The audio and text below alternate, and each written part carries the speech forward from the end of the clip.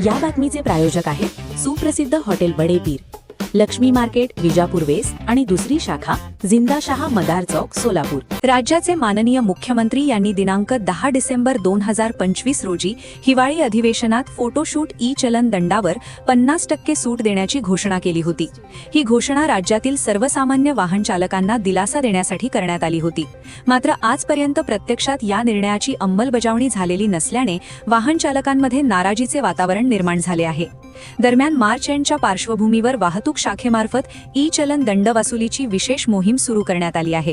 त्यामुळे आधीच आर्थिक अडचणीत असलेल्या वाहन चालकांवर अतिरिक्त आर्थिक ताण निर्माण होत असल्याची भावना व्यक्त होत आहे।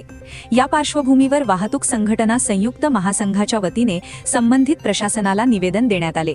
सदर निवेदनात मुख्यमंत्री यांनी जाहीर केलेली फोटोशूट ई चलन दंडावरील 50% सूट तात्काळ लागू करावी, तसेच प्रलंबित दंड वसुलीची मोहीम तात्पुरती थांबवावी अशी मागणी करण्यात आली आहे।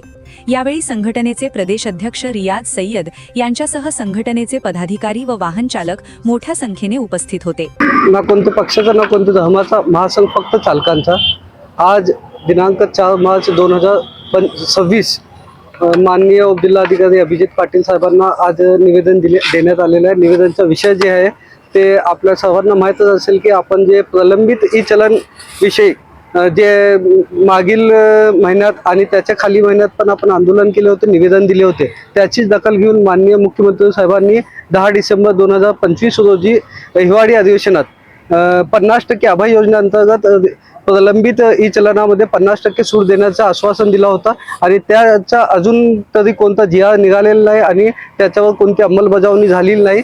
आणि आपण बघितलं असेल की वाहतूक शाखेतर्फे मार्च एंडच्या नावाखाली आज चालकांना प्रलंबित ई चलन भरून घ्यावं किंवा अन्यथा गाड्या लावून घेतो असे प्रकारे जबरदस्तीने ई चलन काढून घेत आहे। त्याबद्दल माननीय उप जिल्हाधिकारी साहेब अभिजित पाटील साहेबांना आम्ही निवेदन दिलेलं आहे की जे मोहीम आपण वाहतूक शाखेने हाती घेतलेली आहे प्रलंबित ई चलनाबाबत, जोपर्यंत मुख्यमंत्री साहेबांची घोषणा पूर्ण होत नाही आणि त्यांची अभय योजनाची अंमलबजावणी होत नाही तोपर्यंत प्रलंबित ई चलनावर आपण स्थगिती आणावे आणि वाहतूक शाखेंना असं समज द्यावे आणि त्यांना सूचना करावे अशी विनंती आज महासंघातर्फे करण्यात आलेली आहे। त्याबद्दल आज सर्व रिक्षा चालक सोलापुरातील आणि महाराष्ट्रातील विविध जिल्ह्यातील महासंघाचे पदाधिकाऱ्यांनी आज निवेदन दिलेले एकच सोबत। त्यामध्ये जळगाव आणि पुणे, भिवंडी, अहमदनगर या जिल्ह्यातही आज निवेदन देण्यात आलेलं आहे। येणाऱ्या काळात जर